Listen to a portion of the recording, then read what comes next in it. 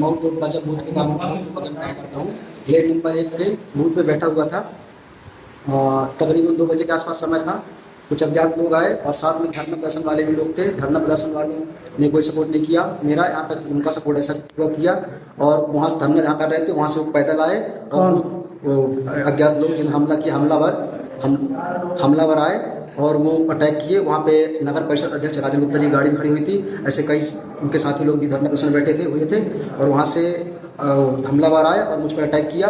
Booth के अंदर बाहर निकाल कर मुझ पर हमला किया और मुझे उनसे जान का खतरा है।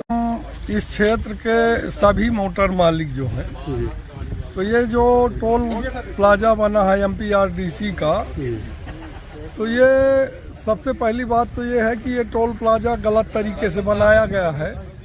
टोल प्लाजा का मापदंड जो है MPRDC के तहत उसकी दूरी 50 किलोमीटर से कम नहीं होनी चाहिए। तो ये 35 किलोमीटर के अंदर 2 जगह टोल नाका बनाया गया है अवैध तरीके से।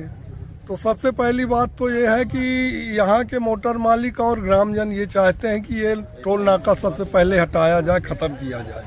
यदि ऐसा नहीं होता है तो 20 किलोमीटर की एरिया में जो भी कमर्शियल या प्राइवेट वाहन हैं उनका टोल टैक्स फ्री किया जाए, ताकि नज़दीकी रहने वाले लोगों की ये सबसे बड़ी समस्या है।